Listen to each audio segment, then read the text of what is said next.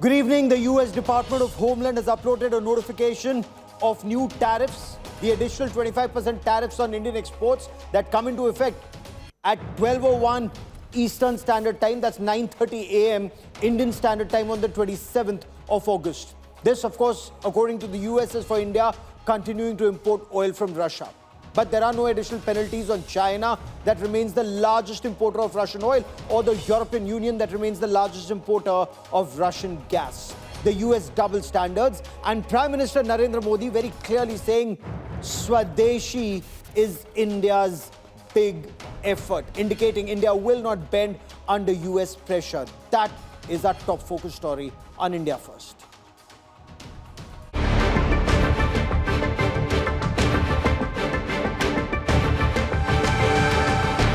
India ready for Trump tariff.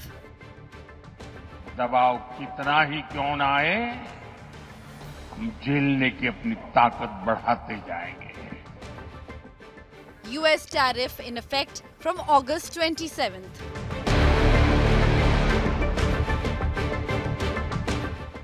Modi government roars India first. हम सब आगे बढ़ाएं, वोकल फॉर लोकल बने, स्वदेशी ये हमारा जीवन मंत्र बनना चाहिए दोस्तों.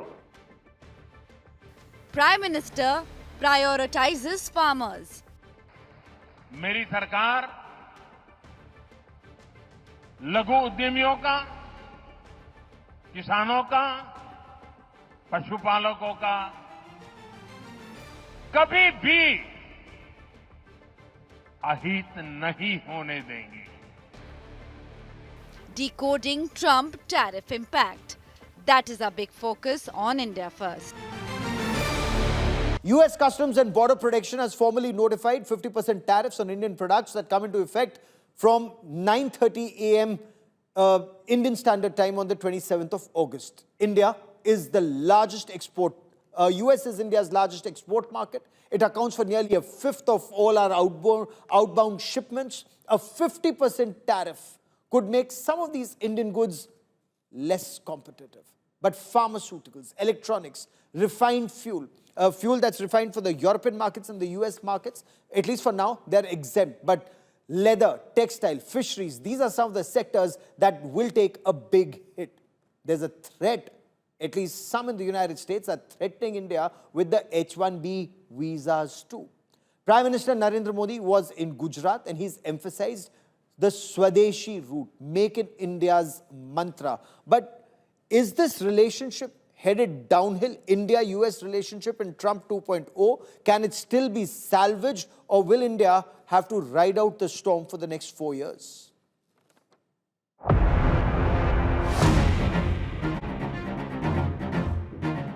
The die has been cast with Donald Trump erecting an unprecedented tariff wall for India's exporters.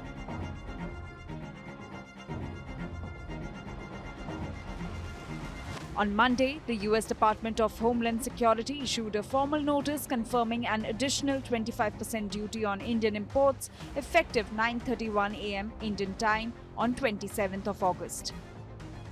With this, import duties on many Indian products have surged to over 50%, the steepest ever imposed on a US trading partner.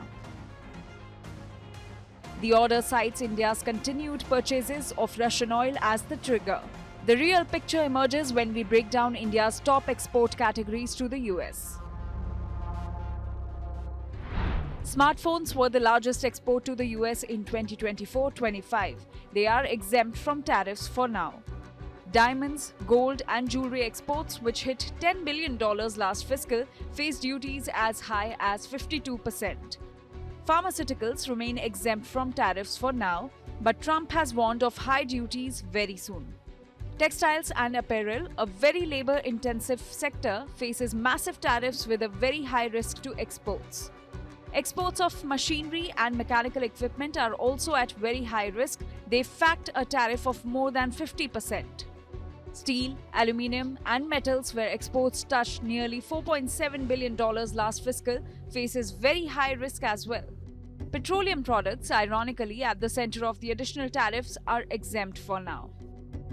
The shock is immediate in Gujarat's diamond hub. Factory owners say margins have collapsed, with prices tumbling 30% for polished stones. Worker associations warn that more than 1 lakh diamond workers could lose jobs across Surat, Bhavnagar, Rajkot and other clusters. We always believe in a long-term thinking.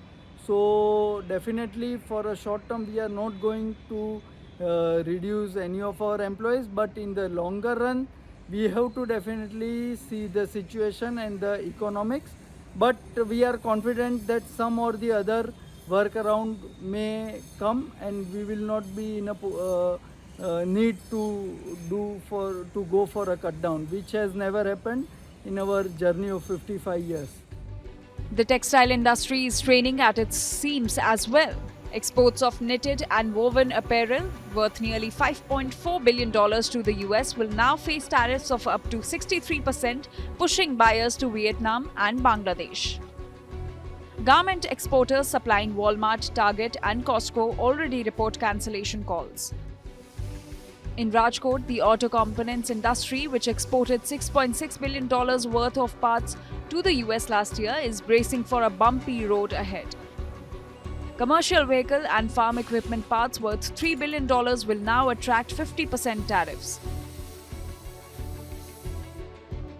According to GTRI, the Global Trade Research Initiative, the new duties affect more than $60 billion worth of Indian exports to the US. Labor-intensive industries anticipate up to a 70% reduction in export volumes, while rivals like China, Vietnam and Mexico are set to grab market share. Some forecasts peg the decline as steep as 60%, shaving 1% of India's GDP. Stock markets reacted sharply. The Sensex slipped nearly 700 points in trade, led by a sell-off in export-linked stocks from gems to textiles. Analysts warn volatility will persist until clarity emerges on relief measures. Meanwhile, the government is burning the midnight oil to keep the export funnel open. The Prime Minister's office held a high-level meeting to finalize a relief package for exporters. Emergency credit lines, cluster-based support funds, and targeted SOPs for MSMEs are being considered. The government has slammed the tariffs as unfair and unjustified. Prime Minister Narendra Modi reiterated his Swadeshi call at an event on Tuesday. हम सब आगे बढ़ाएं, vocal for local बने, स्वदेशी ये हमारा जीवन मंत्र बनना चाहिए दोस्तों। गर्व से स्वदेशी की तरफ चल पड़ो। From Surat's diamond polishers to Tirupur's garment industry and Rajkot's auto parts makers, the impact of Trump's 50% tariff wall is cascading across India's economy. With millions of jobs, billions in exports, and a rattled stock market on the line, the country faces a crucial test. Can relief measures and new markets help cushion the blow? Or will Washington's tariff storm force painful adjustments on the ground? Bureau Report, Business Today TV. So, headwinds ahead, blatant double standards of the United States of America, but America continues to push ahead. What are India's options in the short term, in the medium term, and long term? Is Trump pushing India closer to Russia and China? Joining us for more on the additional US tariffs and on India-US relationship, the trajectory, is Ambassador Meera Shankar, India's ambassador to the United States from 2009 to 11. Ambassador, as always, welcome. Pleasure. Ambassador, how do you view the double standards? Aren't these very apparent? China and EU import much more oil and gas than India, and yet India is being singled out. Is this about oil, or are there other games at play now that these additional 25% tariffs are coming into effect? Well, quite frankly, these additional tariffs leave the largest importer of Russian energy, which is China, untouched, and Europe also untouched. Both imported more. China imported more Russian oil, $10 billion more than India in 2024. Europe imported goods worth $67 billion, And there are special carve-outs for countries like Hungary, Slovenia, Czechia to continue to get Russian energy. And India imported less than either of these. So it appears to us that, just putting tariffs on a single country like India is not going to impact Russia's behavior. What it will impact is the level of trust between India and the United States, because it introduces an element of disruption in the relationship. When Prime Minister Modi visited the US after President Trump was sworn In February, both countries agreed to set a target of $500 billion $500 billion. worth of trade. Instead of that, we are going backwards. So obviously for us, this is both puzzling. Why has this been done? And also unreasonable. It really appears to us unreasonable, especially when the US is, commenced talks with Russia and has been discussing the possibility of US investments in Russia's critical minerals, energy sector, and so on. Again, targeting India for what other countries are doing is not going to have an impact on So Russia. clearly, oil is the excuse, and yet the leadership in America, not just Trump, but look at all the leaders around him. They seem to be parroting the same lines, as does a section of the American media. But look at also all the effort that you put in, or diplomats and leaders in the past between India and America post the Pokhran test, through NSSP, through to get this comprehensive strategic partnership. Has that trust been lost for a very long time? 25 years of investment, Donald Trump has thrown it all away, or can the situation still be salvaged? I wouldn't, write the relationship off entirely. It's an important relationship for India because it's multidimensional. The economic aspect of the relationship, perhaps the most important aspect, is certainly going to be impacted. But you've just had defense talks with the US and a visit by a defense team, which kind of assured our side that the defense relationship continues, military exercises continue. But is it possible to segment the relationship? When you Yes. have mistrust in one sector, will it not spill over to other sectors? As of now, I'm sure that there are back channel efforts to see if some reasonable solution can be found. So I'm sure that these efforts will continue.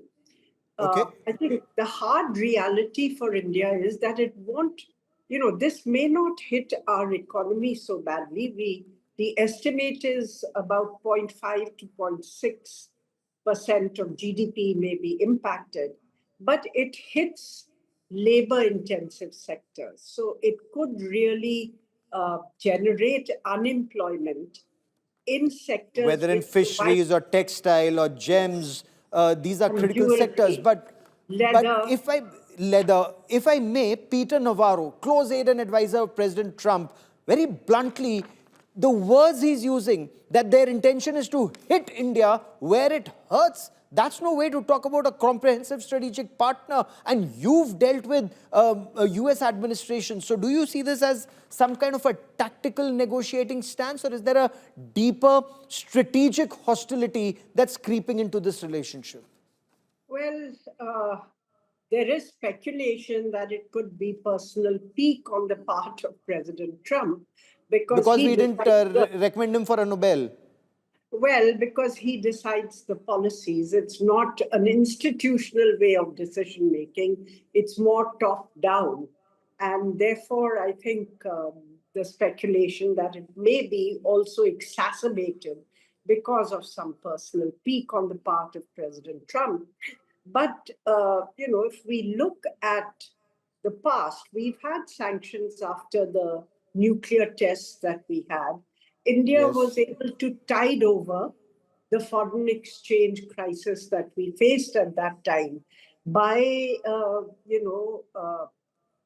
encouraging NRI accounts and deposits.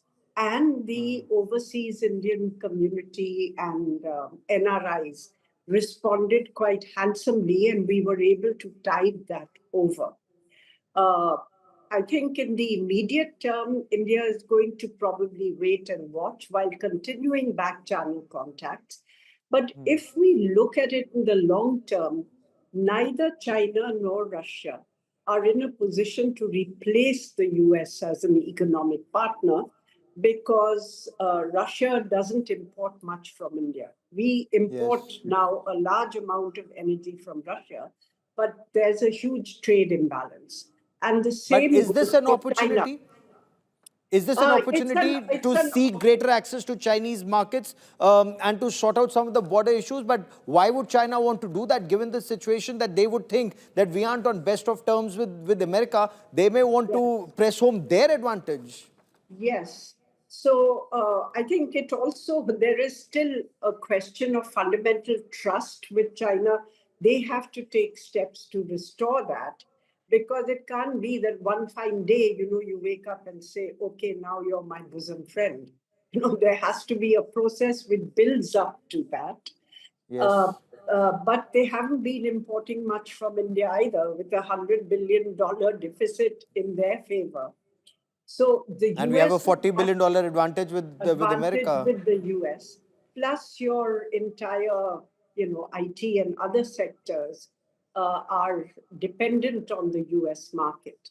So in that sense, if we step back, I think it makes sense for India to try to find some via media which respects our sensitivities as well, is not completely one-sided the way the other agreements that Trump has signed have been. And at the same time, undertakes structural reforms within India, which would encourage domestic manufacturing, which would make us globally competitive in terms of exports, more competitive than we are today, and which would also look at opening up trade with other partners. So, since you mentioned IT, may I quickly just, take a minute to talk about how should we respond diplomatically to senators like Senator Mike Lee, for example? He put this question, is it time to pause the H-1B visa for India? Or Marjorie Taylor Greene, a far-right Republican congresswoman, who said words to the effect, end India's H-1B visas because they're replacing American jobs. Well, I think American companies have huge shortages and they don't find the requisite skilled personnel in America. In fact, under the H-1B program, every company has to certify that they had advertised the job and no American workers were available for the job. So it will hit America if they clamp down hard on H-1B visas. But it might also help India, because much more work would then be done within India in the global capability centers, which American companies have been setting up on a pretty big scale within India. So, Ambassador Shankar, for joining me here on India Today, ma'am. Many thanks. I now want to throw it open, for a wider debate and discussion on the road ahead for India and the United States of America. Joining me on the show, Jayant Krishna's former CEO and CEO of NSDC, part of Prime Minister's Skill India Mission, Senior Fellow of the CSIS. Daniel Silverberg is Managing Director at Capstone, former Pentagon and Capitol Hill official. Also with me on the broadcast is Ambassador Vivek Kaju, former Secretary in the Ministry of External Affairs. But I first want to cut across to India Today's Siddharth Zarabi, Group Editor, Business Today. Siddharth, now that these additional tariffs are coming into effect starting tomorrow, what are your sources in the government telling you? What are India's options and what steps are we taking? Well, very clearly, I think as far as our response is concerned, the response, really the tone for it and for the direction for that was set by Prime Minister Narendra Modi in his most recent remarks that were delivered at Ahmedabad. So I think that tells us where we are going. But as far as mitigating the consequences of this tariff hit, very clearly work is underway at the highest levels to see how we can support our exporters. There are multiple options that the exporters themselves have requested the government to explore, which is a mix of measures that helps them ride out the consequences of a loss in market share as well as a loss in margins, because it will take time to explore a fresh market. And all of this, Gaurav, comes at a time, remember, when the MEA recently pointed out in its own language that the US continued to do business with various countries, including Russia. It now emerges, and that's a story that we have just put up on businesstoday.in a little while ago, that the US is in secret discussing energy deals with the Kremlin, including for ExxonMobil to take a stake in Sakhalin-1 and for the US to purchase nuclear-powered icebreakers from Russia. So if you wanted double standards, triple standards, or whatever you may want to call it, this is an example of what India is dealing with. And therefore, when the Prime Minister says, look inwards, obviously, there is no other option to look inwards, even as we explore other markets. Okay. Daniel Silverberg, American double standards, and this is something that Indians are talking about. China imports more from Russia. EU imports more than India when it comes to gas, and yet no sanctions on them. Sanctions on us as US explores more imports from Russia. How does President Trump's team explain this? Or it's their way or highway, they don't care? Well, I think that there's two potentially complementary objectives that this administration has. One, I think that they are eminently serious about trying to lower India's import of Russian oil. That needs to be taken seriously. I would look very closely at Peter Navarro's op-ed in the Financial Times from a few weeks ago, in which he stressed that the administration is frustrated, that they feel like they're expending political capital, military, diplomatic capital on trying to negotiate an end to the Ukraine war, and simultaneously they have a very close ally who is providing the financial underpinnings of this war. And so they're trying to... And what about European Union, sir? European Union buying gas from Russia does not fund that same war? Well, I think from the administration's perspective, they are trying to view this holistically, that they're in the midst of a trade fight with the EU. They're putting pressure on Europe through a number of means. And what is happening now with India, I think from their perspective, is consistent perhaps with some of the levers of influence that they're trying to bring to bear on China with the Grand Deal and Europe. My concern as an analyst is multiple presidents have spent decades trying to strengthen the US-India relationship. And in one light, I think it is a critical objective to stop the support for Russia's aggression, and simultaneously, I think that the administration needs to proceed highly cautiously to make sure that we don't undermine this key relationship.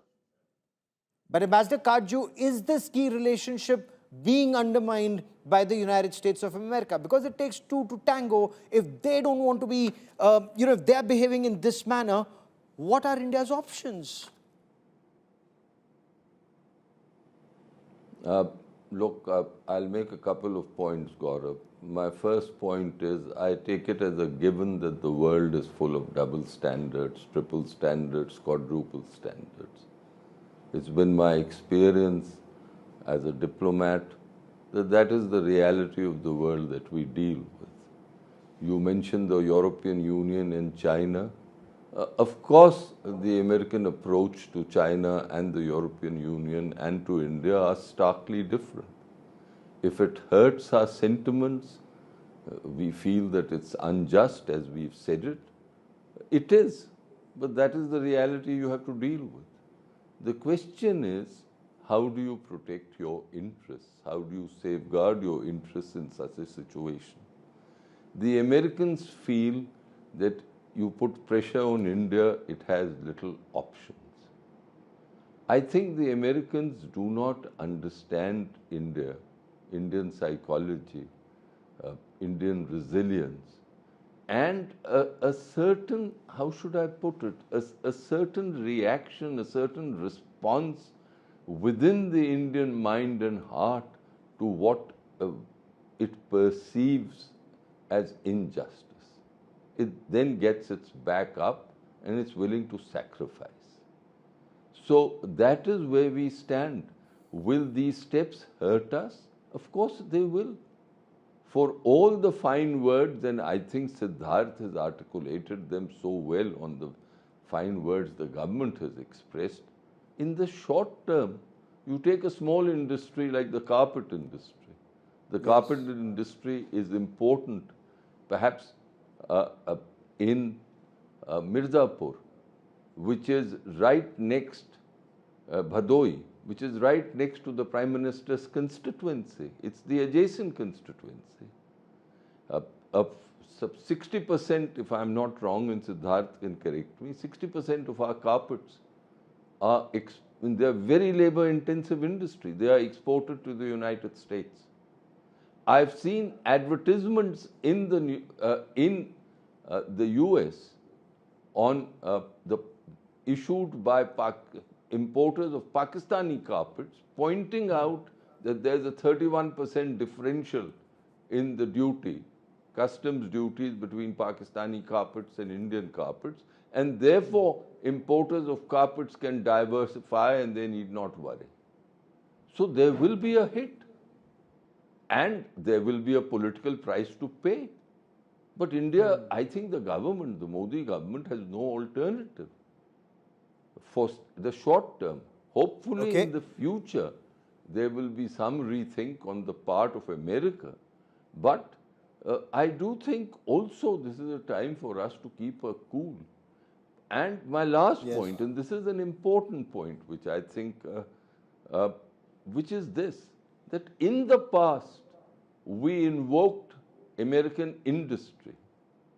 We invoked the bipartisan support we had in the Congress. Parliament, in the Congress. We invoked our expatriate community.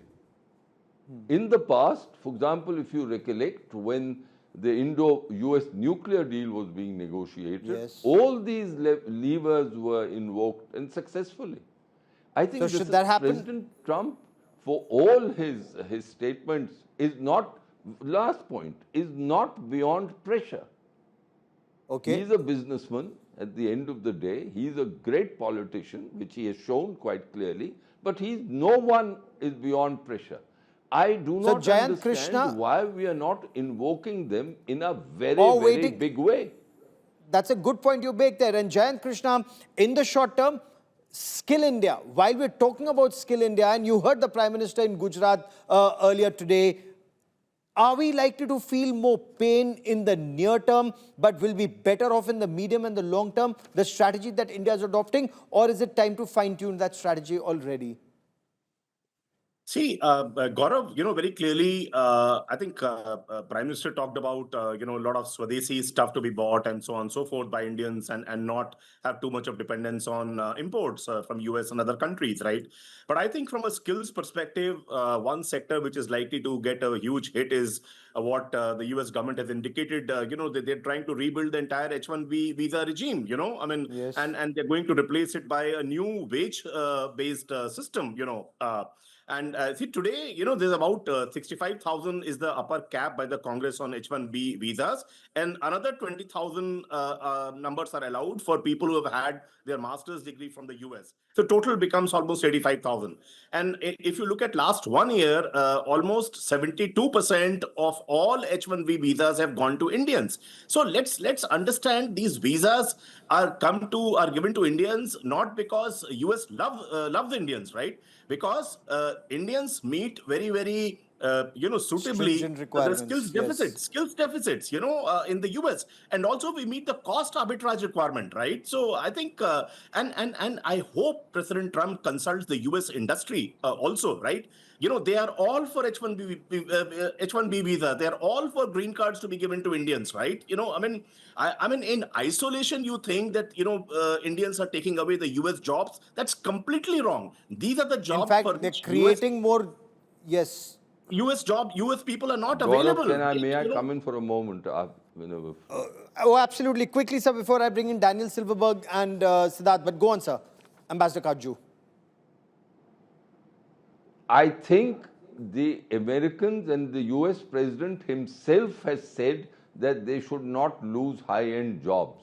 I recollect hearing him saying that it is ridiculous to send out people who have just graduated from American universities with great skills. So I'm not so concerned about the H-1B visas. They will be restored because the Americans know. My concern is, and this is where I'll want my colleague to come in, my concern is with the poor weaver in Bhadoi. Yes. He'll lose his job. So, Siddharth, as of now, if I may submit, most important. Indeed, absolutely. As of now, what are India's options? Grit our teeth, wait for better times. The Narendra Modi government, it's talking about asking Indians to buy more, but the Bhadoi carpets would fetch a much better price in the United States of America in US dollars than it would do in Indian currency. So what are the mitigating factors here? It's not as if exports have not fallen in the past. They may not have fallen on account of a similar brute force action anytime in the past, but there have been times where our exports have fallen and governments of the day have responded through measures to prop up exports. So it's a combination. One, can you provide easier and cheaper credit to those who want it at this time? Can you use some of your other export schemes to boost specific sectors? Shrimps, for example. Our largest market for textile exports is the United States. The differential with Vietnamese or Bangladesh products has gone up very significantly from tomorrow morning. So obviously there will be a crunch. Can we quickly roll out more free trade agreements which will help in the medium term, not in the short term? So Gaurav, it's going to be a combination of steps. The diplomatic, strategic, national response to US arm twisting is at one level. The business side, the economic response, the welfare measures are a separate set. And I think we should look at both equally. Okay. Now, Mr. Silverberg, is America pushing India closer towards China and Russia, strengthening BRICS instead of talking about weakening BRICS? And India is such a strong strategic ally of the United States of America. So why would America want to do this? Because when it comes to Russian oil, if we get oil that is cheaper elsewhere, I'm sure our refiners would take it cheaper. It's market. If we get it cheaper from Russia, we'll take it from Russia. There is no sanction. There are no sanctions on Russian oil. I think that is a legitimate concern in the short term, Gaurav, that there's going to be a tightening of relations between Russia and India, between India and China. But look, realistically, as one of your previous guests indicated, the future for India rests in the US-India alliance, not looking back in the past with Russia, not trying to find some magical solution with China. And there are any number of off-ramps available, both to the Trump administration and to the Indian government here, to get back to a reasonable place. You got to separate facts and optics here when we're talking about exports. When you look at the trade agreements that have been reached so far with Japan, with the EU and others, these are frameworks. These are not full-fledged trade agreements just yet. And as a result, that provides a degree of diplomatic flexibility. And so there's an opportunity to reach both a trade agreement with India. There's also an opportunity for some reduction on Russian oil to give the Trump administration motivation to say, hey, let's get back to the issues that we know are important to both of us and where there's a lot of cooperation. IMEC, for example, the India-Middle East corridor, that's been quiet since the Biden administration left. I am confident the Trump administration is eager to revive that initiative. Data center cooperation, it's not lost on American officials, both in the administration and Congress, that India is likely going to be the greatest market for US data center technology outside of the Western world. Huge opportunities here that I'm confident the Trump administration is not going to want to squander. But what's important to remember here is there are any number of voices in the Trump administration that are competing with each other. I'm hoping that the voices looking to put the US-India relationship back on strong footing are ultimately going to win out. I am not concerned about the voices we're hearing from Congress right now because they are parroting whatever they see the president echoing. Fair enough. An off-ramp.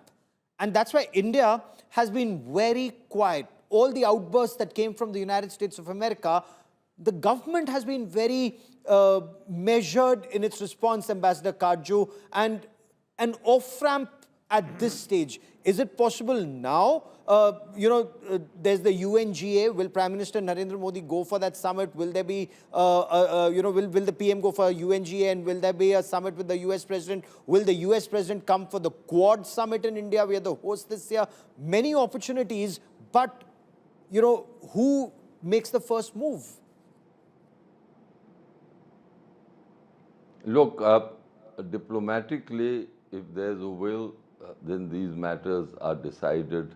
They're decided quietly in conversations between top diplomats of both countries and the people who have the ear of the respective leaderships. To my mind, the Russian oil issue is, of course, very dramatic. It's caught everyone's attention. But that's not the real issue. Siddharth again can correct me if I'm wrong. I think at the end of the day, the real issue, Gaurav, will be if the Trump administration recognizes India's grave difficulties in opening up certain agricultural sectors and dairy. Yes. Here there are economic reasons, there are also reasons of faith. And no government in India can afford to open up those reasons. Now, the question that I ask my American friend is this, and it's a pointed question.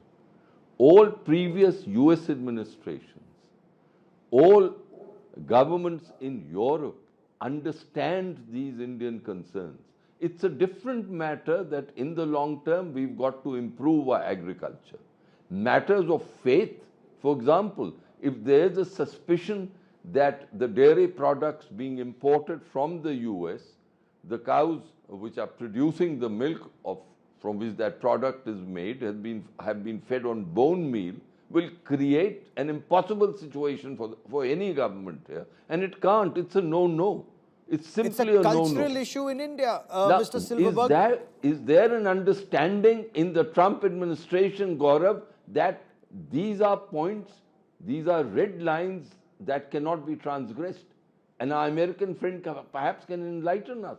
At the moment, Daniel Silverberg, do you want to quickly respond to that before I bring in Siddharth Zarabi? No, on agriculture, the food that comes, for the fodder that comes from the United States of America, if it has bone meal in it, there's no way, or that milk, if the cattle have been fed that bone meal, there is no way that milk will be sold in India. But does Trump want that red line to be violated? Daniel Silverberg. Sure. I want to be very clear. I don't speak for the Trump administration. I'm an independent analyst. That said, I've been surprised throughout my career in government at the extent to which sometimes government officials might get details wrong, or that malice is ascribed to what could be characterized as just naivete or uncertainty. I've also been surprised by the number of government officials who are far more savvy than you might think. And so in this instance, per your previous comment, Ambassador, I am confident there are quiet conversations taking place behind the scenes highlighting India's legitimate, sensitive concerns here, and that the Trump administration will respond in kind.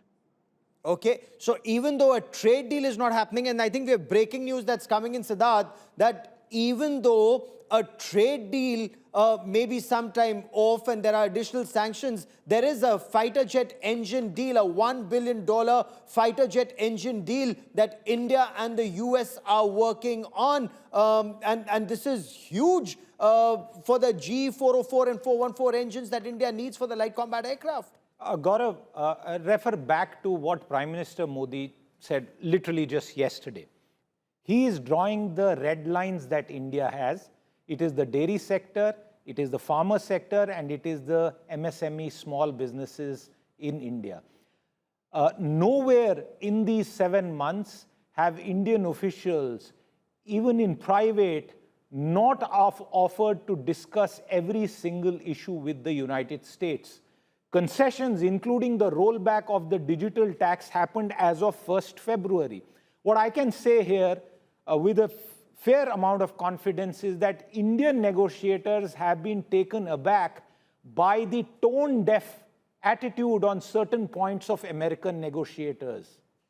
It's been to the extent that you go in with the understanding, you have a discussion, and 24 hours later, 1 week later, you are hit with a tweet that has no connection with the discussion that has happened.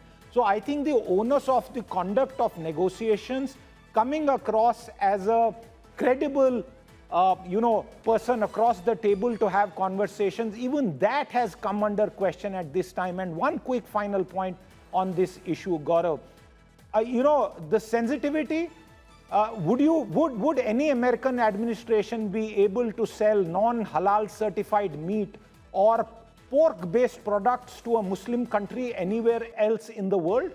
I think the fact that American establishment, and I don't know the names here, if they are being so tone-deaf towards India, it's only right that we look inwards, because, if you don't want to hear us, we also don't want to talk to you. Fair enough. Jayant Krishna, when it comes to agriculture, when it comes to dairy, when it comes to fisheries, India's red lines are very clear. If Donald Trump wants to push India there is no way he's going to hit, he's going to make any headway. That's where he's hitting a brick wall. Absolutely, Gaurav. India is prepared to negotiate, every other sector, right? But surely, not farmer and the farm products and dairy products. I mean, look at we have very few large farmers in our country. Large multitude of farming community comprises of small and marginal farmers, very, very small dairy entrepreneurs, right? And they're very vulnerable sections of the society, right? They are barely able to meet both ends, right? And an onslaught by reducing the import duty very substantially on these products is going to nail their coffins, right? So that just cannot happen. That's not there on the negotiation table at all. For everything else, India has shown openness for every other product category. But for this category, the farm and fisheries and dairy products, there is no negotiation at all. We have to take care of our population and deprive people of our our large base of population that India has. There can't be any negotiation on that. That's a point well taken. That breaking news coming in, and I want to dive into this straight away. India and the United States are all set to sign a deal worth over $1 billion for the purchase of 113 GE 404, General Electric 404 Mark 1 engines for LCA Mark 1A aircraft ordered by the Indian Air Force. Now, this, we are told, is a deal which India wants America to fast-track the sale of these additional fighter jet engines. India has already inked a deal for 99 GE404 engines with Lockheed Martin for the initial 83 LCA Mark 1A. Of course, do keep in mind, those orders have been delayed. There's been a 2-year delay, 2-year plus. America has said that they will go ahead and they will ensure that the supplies are made as quickly as possible. 113 new fighter jet engines is what India is looking at. So that's the new agreement that India and the United States, that's a deal that they will sign, because do keep in mind, our fighter jet strength is going down. Light combat aircraft LCA Mark 1A is going to be the backbone of the Indian Air Force before, of course, they go in for the 5th generation AMCA, the 5th generation fighter jet, for which they're looking at the Safran engine with France to be made in India through transfer of technology. To all my guests, many thanks for joining me. We'll be tracking the story very, very closely. The Rashtriya Swayamsevak Sangh has completed 100 years of its journey, and the RSS Sarsanghchalak Mohan Bhagwat spoke of new horizons, the journey for the next 100 years. He spoke of the essence of the Sangh and the prayer to Bharat Mata. He says the essence of the Sangh is Bharat Mata ki Jai. He stressed that India must think global and contribute as Vishwa Guru. Bhagwat said, Hindvi, Bhartiyata and Sanatan. Now these words are synonymous, and that is Bharat's DNA that remains unchanged for the past 40,000 years. Listen in. 100 साल की संघ की यात्रा हो रही है। क्यों हो रही है? संघ चलाना है, ऐसा नहीं है। संघ चलाने का एक उद्देश्य है। और ये राष्ट्रीय स्वयंसेवक संघ क्यों शुरू हुआ?